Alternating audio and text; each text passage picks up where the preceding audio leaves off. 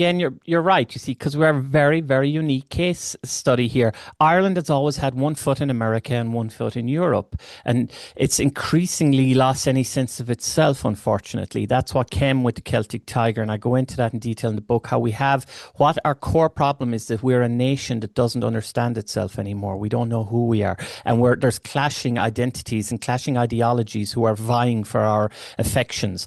Now, the EU, you may not know well, or you may know, Ireland has consistently and has always in my lifetime the highest satisfaction rates with rule from the EU. Our politicians are strictly pro-EU, always have been Sinn Féin and Fine Gael. And again, that ties into our economic weaknesses of weaning ourselves off of British economic reliance and trying to get into this EU market. But there's no such thing as a free dinner, and so right.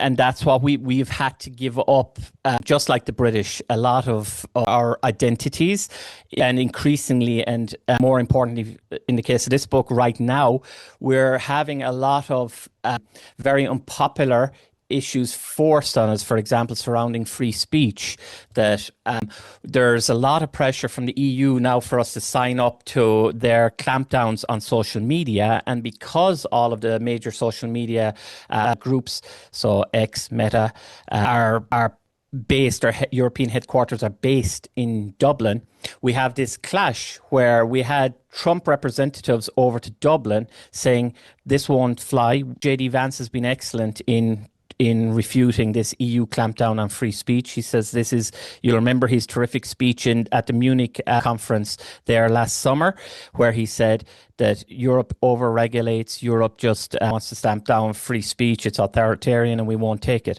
And so Ireland has become this battleground between Trump's pro-free speech and the EU's aggressive clamping down on free speech, aggressive clamping down on identity. Now, the problem is that our leaders are just shockingly weak, because they've hollowed out their parties, because they've never had to lead. Our economy has been on autopilot and they don't have an ideological platform.